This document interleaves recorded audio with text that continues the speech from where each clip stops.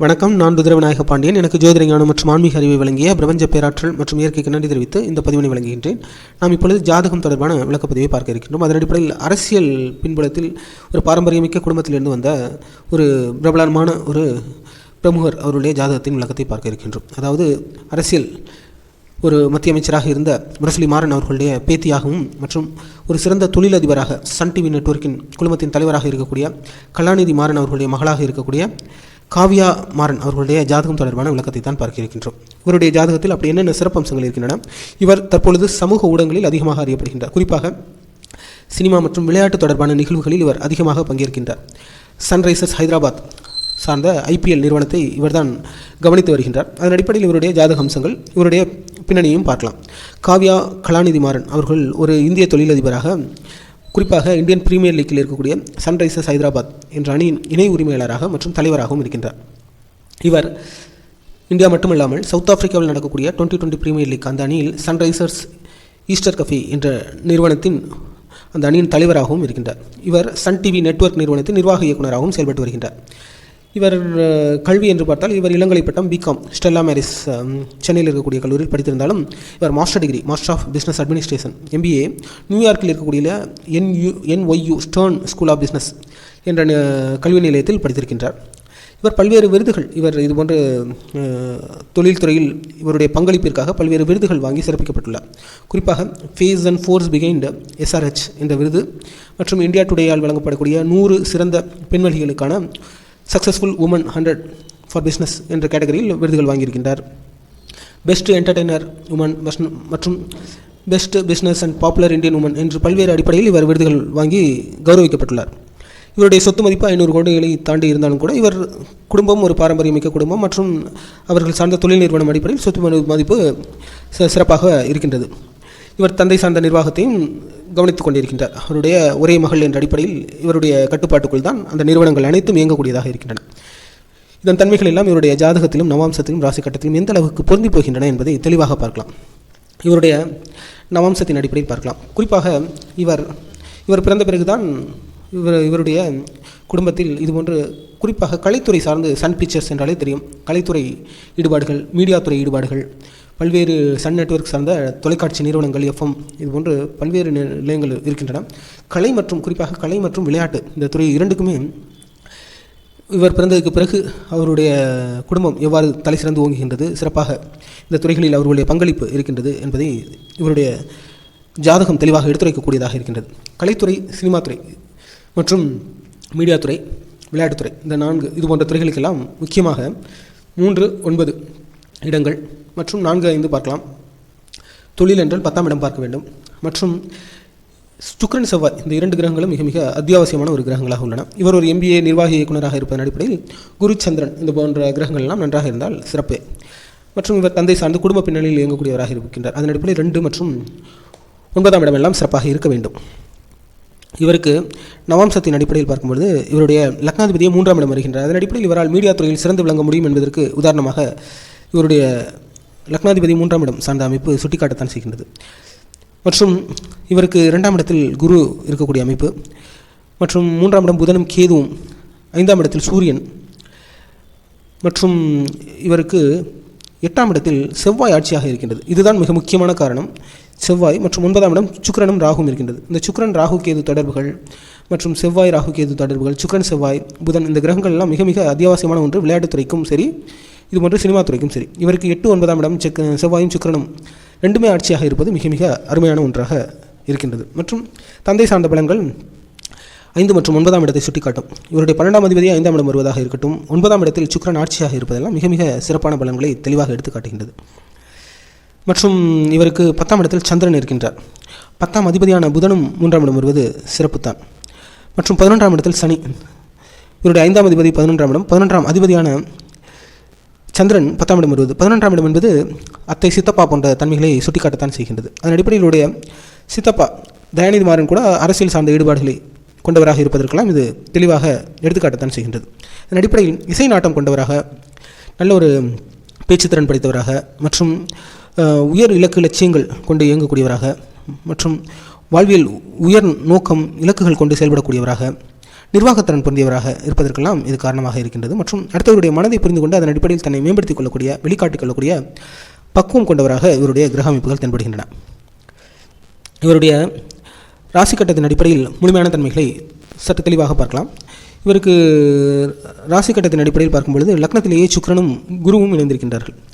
சுக்கிரன் குரு இந்த இணை இருந்தாலே அவர்கள் பார்ப்பதற்கு சுக்கிரன் என்றாலே நமக்கு ஒரு வகையான கிளாமர் கொடுக்கக்கூடிய ஒரு கிரகம் என்றால் அது சுக்கிரன் தான்.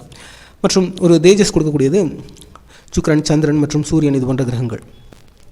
மற்றும் இவருக்கு லக்னத்திலேயே சுக்கிரனும் குருவும். இதை பாருங்கள், இவருக்கு 5ஆம் அதிபதியான குரு மற்றும் அவரே 8ஆம் அதிபதியும் கூட, மற்றும் 3 மற்றும் 10ஆம் அதிபதியும் லக்னத்திலே வருவது இவர் சுயமாகவே இயங்கக்கூடிய திறன் படைத்தவராக இருக்கின்றார். வாழ்வில் இலக்கு லட்சியங்களை தனக்குள்ளே சமன்படுத்திக் கொள்ளக்கூடிய தன்மை பொருந்தியவராக.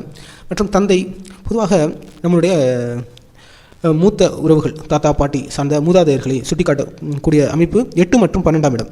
8ஆம் இடம் என்றால் அப்பாவின் அப்பா, அதுவே 12ஆம் இடம் என்றால் அப்பாவின் அம்மாவை குறிக்கும். அந்த தன்மைகள் பொருந்தியது. இவர் 8ஆம் அதிபதியான குரு, 5ஆம் அதிபதியும் அவரே. அதன் அடிப்படையில் தந்தை மற்றும் தாத்தாவின் பெயர் மாறன் என்ற பெயரை இவர் காவ்யா என்ற பெயருடன் இணைத்துக் கொள்வதாக இருக்கட்டும், மற்றும் அவர்கள் சார்ந்த அந்த லெகசி இவருக்கும் கிடைப்பதற்கு வாய்ப்புகளை ஏற்படுத்தத்தான் செய்கின்றது. இவருடைய 2ஆம் அதிபதி 12ஆம் இடத்தில் மறைகின்றார். அதன் அடிப்படையில் கல்வி, இவருக்கெல்லாம் வெளிநாடு சார்ந்த தொடர்புகள் எல்லாம் இயல்பாகவே இருக்கின்றது. சமூக ஊடகம் பின்னணி இவருக்கு நன்றாக இருக்கின்றது. குறிப்பாக இதுபோன்ற இந்திய அணிக்காக விளையாடுவது வேறு. ஐபிஎல் என்பது ஒரு என்டர்டெயின்மெண்ட் மீடியா. அது ஒரு விளையாட்டு என்பதை காட்டிலும் அது ஒரு பொழுதுபோக்கு விளையாட்டு. அதன் அடிப்படையில் 9 மற்றும் 12ஆம் இடம் சிறப்பாக இருக்க வேண்டும். இவருக்கு 2ஆம் இடமே 12, இவருடைய லக்னாதிபதியும் 12ஆம் இடத்தில் மறைகின்றார். அதன் அடிப்படையில் இவரால் இதுபோன்று பொழுதுபோக்கு சார்ந்த அம்சங்கள் நிறைந்த ஒரு விளையாட்டாக இருக்கட்டும், எந்த ஒரு துறையாக இருக்கட்டும், இவரால் நிச்சயமாக சிறந்து விளங்குவதற்கு சாத்தியக்கூறுகள் கொடுக்கக்கூடியதாக இருக்கின்றது. மற்றும் இவருடைய 12ஆம் அதிபதி 3ஆம் இடம் வருவது இதுபோன்ற மீடியா துறைகள் எல்லாம் இவரால் நாட்டம், விருப்பம் கொண்டவராக சிறந்து விளங்குவதற்கு சாத்தியக்கூறுகள் ஏற்படுத்துகின்றது. 5ஆம் இடத்தில் ராகு இருக்கின்றார். இவருக்கு 6ஆம் இடத்தில் சனி வக்ரமாக ஆட்சியாக இருக்கின்றார். ஒரு நிர்வாக இயக்குனர், சிஇஓ போன்ற தன்மைகளில் சிறந்து விளங்க வேண்டும் என்றால் அவர்களுக்கு 6ஆம் இடமும் நன்றாக இருக்க வேண்டும். 6ஆம் இடத்தில் இதுபோன்று சனி ஆட்சியாக இருப்பது சிறப்பு தான். மற்றும் இவருடைய 9ஆம் அதிபதி 4 மற்றும் 9 தந்தை தாய் சார்ந்த அமைப்புகள் 10ஆம் இடத்தில் இருப்பது, அவர்களும் இது போன்ற துறைகளில், தொழில் சார்ந்த துறைகளில், வர்த்தகம் சார்ந்த துறைகளில் ஈடுபடக்கூடியவர்களாக இருப்பதற்கு காரணிகளாகத்தான் இருக்கின்றன. மற்றும் இவருக்கு 11ஆம் இடத்தில் கேது இருப்பது இதுபோன்ற அத்தை, சித்தப்பா சார்ந்த அமைப்புகள். பொதுவாக 12ஆம் அதிபதி 3ஆம் இடத்தில் வருவது சகோதரி அமைப்பு, 3ஆம் அதிபதி லக்னத்தில் வருவது இவர் ஒருவரே அவர் குடும்பத்தில் இருக்கக்கூடியவராகவும் இவருக்கு பின்னால் ஒரு குடும்ப உறுப்பினர்கள் இல்லாத தன்மையை சுட்டிக்காட்டுவதாகவும், 11 கேது இருப்பது அத்தை, சித்தப்பா சார்ந்த ஒரு பின்னணிகளையும், மற்றும் 11ஆம் அதிபதி 12இல் மறையக்கூடியது அவரும் ஒரு மத்திய அமைச்சராக எல்லாம் இயங்கியிருக்கின்றார். அவருடைய 12ஆம் அதிபதியான சந்திரன் 3ஆம் இடம் வருவது எல்லாம் ஓரளவு சிறப்பான தன்மை பொருந்தியதாகவே இவருடைய ஜாதக அமைப்பு தென்படுகின்றது. குறிப்பாக விளையாட்டு என்றாலே இவருக்கு நவாம்சம் சிறப்பாக இருப்பதன் அடிப்படையில் விளையாட்டுத்துறை இவருக்கு முக்கியமான காரணியாகும். மற்றும் ஐபிஎல் என்பதனால் 12ஆம் இடத்தில் சூரியன் புதன், நல்ல அறிவுத்திறன், தெளிந்த சிந்தனை, உயர் நுட்பம், உயர் ஞானம் சார்ந்து இயங்கக்கூடிய தன்மை, செல்ஃப் என்கொயரிஸ் அதிகமாக இருக்கும்.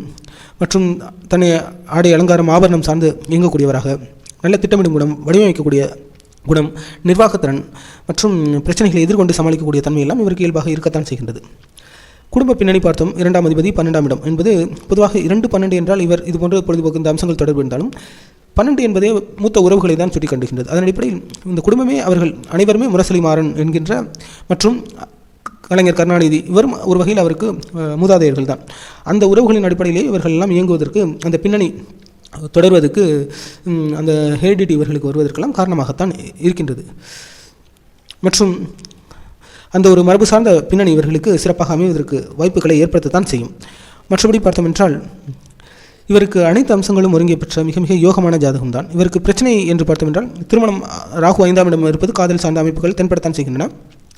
அதுவும் அவருக்கு நவாம்சத்திலே 3ஆம் இடத்தில் புதனும் கேதும் இருந்திருக்கின்றார்கள். அந்த அடிப்படையில் அந்த இசைத்துறை சார்ந்த நாட்டம், அந்த விருப்பமெல்லாம் இவருக்கு இயல்பாகவே இருக்கத்தான் செய்கின்றது. ஆனாலும் 7ஆம் அதிபதி சனி 6ஆம் இடத்தில் இருக்கின்றார். அவரும் இவர் தன்மை பொருந்தியவராக இருக்க வேண்டும். 5ஆம் அதிபதியும் லக்னம். இவர் தேர்ந்தெடுத்து முடிவு செய்யக்கூடிய ஒருவரையே திருமணம் செய்வதற்கான சாத்தியக்கூறுகளை ஏற்படுத்தும். இவர் ஏற்கனவே 32, 33 வயதை கடந்து விட்டார். அதன் அடிப்படையில் இவர் சுயமுடிவின் அடிப்படையிலே இவருடைய திருமண பந்தங்கள் சாத்தியமாகக்கூடியதாக தென்படுகின்றன. மற்றபடி அனைத்து அம்சங்களும் ஒருங்கே பொருந்திய நல்ல யோகமான ஜாதக அமைப்பு இருந்தாலும் இவருக்கு தன்மைகள் பார்த்தோம் என்றால், இவருடைய தசாபத்தி அடிப்படையிலும் பார்த்தோம் என்றால் இவருக்கு முதலில் குரு திசை தான். முதலிலேயே அவருக்கு குரு திசை, அடுத்ததாக சனி திசை என்று இருந்த அடிப்படையில் இவர் 5ஆம் அதிபதியான குரு லக்னத்திலே வருவதாக இருக்கட்டும், இவர் முதலில் பிகாம் போன்ற கல்வியை படித்திருக்கின்றார். இவருடைய 5ஆம் அதிபதியே லக்னத்தில் குருவாக தொடர்பு இருப்பதன் அடிப்படையில் மற்றும் இவருக்கு 3ஆம் இடத்தில் சந்திரன் வருவதன் அடிப்படையில் பிகாம் மற்றும் வெளிநாடு சார்ந்த கல்வியையும் படித்திருக்கின்றார். பிகாம் படித்திருக்கின்றார், பிறகு எம்பிஏவும் படித்திருக்கின்றார். கல்வியும் சிறப்பாகவே அமைந்திருக்கின்றது. இதுபோன்ற சினிமா சார்ந்த தொடர்புகள், பொழுதுபோக்கு சார்ந்த அம்சங்கள் அனைத்தும் இவருக்கு ஒருங்கே பெற்ற ஒரு யோகமான ஜாதக அமைப்பு தான். இருப்பினும் மறைவு ஸ்தானம் மிகவும் வலுவாக இருப்பதன் அடிப்படையில் சற்று சிறு குடும்பம் சார்ந்த மற்றும் சில பிரச்சனைகள்லாம் வருவதற்கு, ஏனென்றால் 11ஆம் அதிபதி சகோதர, அதாவது அத்தை சித்தப்பா சார்ந்த குடும்பம் சார்ந்த சில பிரச்சனைகள்லாம் வருவது தென்படுத்தான் செய்கின்றது. அதையெல்லாம் எதிர்கொண்டு சமாளிக்கக்கூடிய தன்மை பொருந்திய ஜாதக அமைப்பு தான் இருக்கின்றது. முதலில் குரு திசை, அடுத்ததாக சனி திசை தான் 2018 வரை இருந்திருக்கின்றது. சனி அவருக்கு 7 மற்றும் 6ஆம் அதிபதி.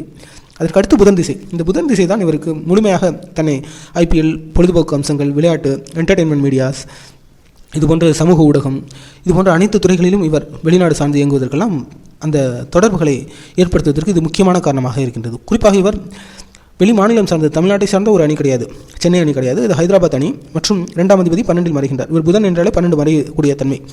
மற்றும் வெளிநாடு சவுத் ஆப்பிரிக்காவிலும் கூட ஒரு அணி இருக்கின்றது. அதன் அடிப்படையில் புதன் திசை தான் இவருக்கு 2035 வரை இருக்கின்றது. அதன் அடிப்படையில் இவருக்கு புதன் திசை வெளிநாடு சார்ந்து பிறந்த இடத்திலிருந்து தள்ளி இருக்கக்கூடிய அமைப்புகள்லாம் மிக மிக யோகமான சிறப்பான பலன்களை கொடுக்கக்கூடியதாகவே இருக்கும்.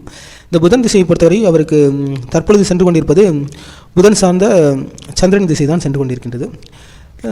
இது ஒரு நல்ல காலகட்டம் தான். ஒரு சுப விரயம் சார்ந்த செயல்பாடுகள்லாம் இருக்கத்தான் செய்கின்றன. மற்றபடி நல்ல அனைத்து அம்சங்களும் யோகமாக பொருந்திய சிறந்த ஜாதகர் தான். இவருடைய வாழ்வில் எல்லாமே ஒருங்கே பெற்ற நல்ல ஜாதக அமைப்பை பெற்றிருக்கின்றார். இருப்பினும் சில ஆரோக்கிய குறைபாடுகள், சில கவனம் எல்லாம் தேவைதான் இருக்கின்றது. ஏன்னா மறைவு ஸ்தானம், லக்னம் மற்றும் அனைத்து கிரகங்களும் ஒருங்கே பொருந்தி இருப்பதனால் சில கவனம் இவருக்கு தேவை இருக்கின்றது. ஏனென்றால் 11, 12 லக்னம் சார்ந்த கிரகங்கள் அதிகமாக இருப்பது சில பிரச்சனைகள் வந்தாலும் கூட அதை எதிர்கொண்டு சமாளிக்கக்கூடிய தன்மை பொருந்திய யோகமான ஜாதக அமைப்பை பெற்ற சிறந்த ஜாதகராகவே இவருடைய ஜாதக அமைப்பு உள்ளது.